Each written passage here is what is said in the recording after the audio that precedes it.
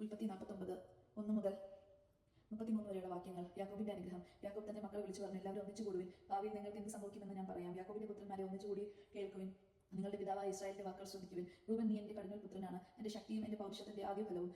അഹങ്കാരത്തിലും ശക്തിയിലും നീ മുൻപേ തന്നെ വെള്ളം പോലെ അസ്ഥിരനായി നീ മുൻപനായി വാഴില്ല. എന്തെന്നാൽ നിന്റെ പിതാവ് കിടക്കയിൽ കയറിയത് അശുദ്ധമാക്കി, നിന്റെ ശയ്യയിൽ കയറി നീ എന്നെ ദ്രോഹിച്ചുവല്ലോ.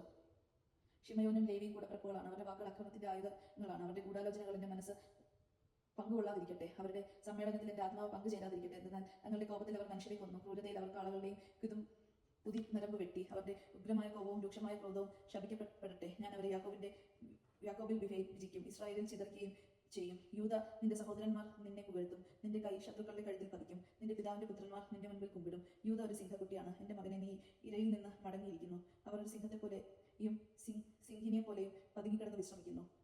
അവനെ ഉണർത്താൻ ആർക്ക് ധൈര്യം ഉണ്ടാകും? ചെങ്കോൽ യൂദയെ വിട്ടു പോവുകയില്ല, അതിനാൽ അവകാശം വന്നു ചേരും വരെ അധികാര ദണ്ഡ് അവന്റെ സന്തതികളിൽ നിന്ന് പോയില്ല. ജനതകൾ അവനെ അനുസരിക്കും. അവൻ തന്റെ കഴുതയെ മുന്തിരിവള്ളികളിലും കഴുതുകുട്ടിയെ വിശിഷ്ടമായ മുന്തിരി ചെടിയിലും കെട്ടിയിടും. തന്റെ ഉടുപ്പ് വീഞ്ഞിലും മേലങ്കി മുന്തിരിച്ചാറിലും കഴുകും. അവന്റെ കണ്ണുകൾ വീഞ്ഞേക്കാൾ ചെമന്നും പല്ലുകൾ പാലിനേക്കാൾ വെളുത്തുമിരിക്കും. സെബലൂനാകട്ടെ കടൽത്തീരത്ത് വസിക്കും, അവൻ കപ്പലുകൾക്ക് അഭയകേന്ദ്രമായിരിക്കും. സീദോനിയായിരിക്കും അവന്റെ അതിർത്തി. ഇസ്സാക്കർ ഒരു കരുത്തറ്റ കഴുതയാണ്, അവൻ ചുമടുകൾക്കിടയിൽ കിടന്നു. വിശ്രമസ്ഥലം നല്ലതെന്ന ദേശം മനോഹരമെന്നും അവർ കണ്ടു, അതുകൊണ്ട് അവർ ചുമട് അകറ്റാൻ ചുമൽ കുനിച്ചു കൊടുത്തു. കൂലിവേല ചെയ്യുന്ന ഒരു ദാസനായി തീർന്നു. ഇസ്രായേലിനെ മറ്റു ഗോത്രങ്ങളെ പോലെ താൻ സ്വന്തം ജനങ്ങൾക്ക് ന്യായം നടത്തി കൊടുക്കും. താൻ വഴിവെക്കിലെ സർപ്പവും പാതയിലെ അണലിയുമായിരിക്കും. അവൻ കുതിരയുടെ കുതികാലിൽ കടിക്കും, കുതിരക്കാരൻ മലർന്നു വീഴുകയും ചെയ്യും. കർത്താവേ, ഞാൻ അങ്ങയുടെ രക്ഷ കാത്തിരിക്കുന്നു. ഗാദിനെ കവർച്ചക്കാർ ആക്രമിക്കും, എന്നാൽ അവൻ അവരെ തോൽപ്പിച്ചോടിക്കും. ആശാന്റെ ആഹാരം സമ്പന്നമായിരിക്കും, അവൻ രാജകീയ വിഭവങ്ങൾ പ്രദാനം ചെയ്യും. സ്വച്ഛേതനം ചലിക്കുന്ന ഒരു പേടകമാണ് നഫ്താലി, അവൻ മൃദുല വാക്കുകൾ പൊഴിക്കുന്നു. നീറൊഴുക്കരികെ നിൽക്കുന്ന ഫലസമൃദ്ധമായ വൃക്ഷമാണെന്ന് ജോസഫ്, അതിന്റെ ശാഖകൾ മതിലിന് മീതെ പടർന്നു നിൽക്കുന്നു. വില്ലാളികൾ അവനെ കഠിനമായി വേദനിപ്പിച്ചു, അവർ അവന് നേരെ അമ്പടിക്കുകയും അവനെ നെരുക്കുകയും ചെയ്തു. എന്നാൽ അവന്റെ വില്ല് ഉറച്ചു നിന്നു. യാക്കോബിന്റെ ശക്തനായ ദൈവം, ഇസ്രായേലിന്റെ പാറയായ ഇടയൻ, തന്റെ കൈകൾ കൊണ്ട് അവന്റെ കൈകൾ ശക്തിപ്പെടുത്തി. തന്റെ പിതാവിന്റെ ദൈവം നിനക്ക് തുണയായിരിക്കും. സർവശക്തനായ ദൈവം നിന്നെ അനുഗ്രഹിക്കും. മുകളിലുള്ള ആകാശത്തിന്റെയും കീഴിലുള്ള ആഴത്തിന്റെയും ഉദരത്തിന്റെയും മാറിടത്തിന്റെയും അനുഗ്രഹങ്ങൾ നിനക്കുണ്ടാവട്ടെ. നിന്റെ പിതാവിന്റെ അനുഗ്രഹങ്ങൾ സത്യപർവ്വതങ്ങളുടെ ഔദാര്യത്തെക്കാളും ശാശ്വതഗിരികളുടെ അനുഗ്രഹത്തെക്കാളും ശക്തികളാണ്. അവ ജോസഫിന്റെ ശിരസിൽ തന്റെ സഹോദരരിൽ നിന്ന് വേർപെട്ടു വരുന്നവന്റെ മുർദാവിൽ വർഷിക്കപ്പെടട്ടെ. ആർത്തിയുള്ള ഒരു ചെന്നായാണ് ബെഞ്ചമിൻ.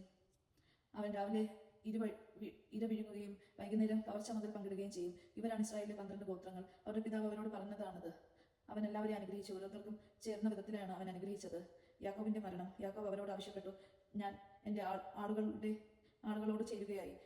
ഹിത്യനായ എഫ്രോണിന്റെ വയലിലുള്ള ഗുഹയിൽ എന്റെ പിതാക്കന്മാരുടെ അടുത്ത് എന്നെ അടക്കുക. മമ്രോ കിഴക്ക് കാനാൻ ദേശത്ത് മക്കയിലേക്കുള്ള വയലിലാണ് ആ ഗുഹ. ശ്മശാന ഭൂമിക്ക് വേണ്ടി കൃത്യനായ എഫ്രോണിൽ നിന്ന് അബ്രഹാം അവകാശമായി വാങ്ങിയതാണ് വയലും ഗുഹയും. അബ്രഹാത്തിന്റെ ഭാര്യ സാറായെയും അവിടെയാണ് അവർ അടക്കം ചെയ്തത്. അവിടെ തന്നെയാണ് ഇസഹാക്കിന്റെ ഭാര്യ റബേക്കയും സംസ്കരിച്ചത്. അവൻ ലേയായെയും സംസ്കരിച്ചത് അവിടെ തന്നെ. വയലും അതിലുള്ള ഗുഹയും കൃത്യന്റെ കയ്യിൽ നിന്നാണ് വാങ്ങിയത്. തനിക്ക് പറയാനുണ്ടായിരുന്നതും പറഞ്ഞു തീർന്നപ്പോൾ യാക്കോബ് കിടക്കയിലേക്ക് ചാഞ്ഞു. അവൻ അന്ത്യശ്വാസം വലിച്ച് തന്റെ ജീവനോട് ചേർന്നു, തന്റെ ജനത്തോട് ചേർന്നു. ദൈവജനമാണ് നാം കേട്ടത്. നമുക്ക് ദൈവത്തെ സ്തുതിക്കാം. ക്രിസ്തുവേ, അങ്ങേക്ക് സ്തുതി.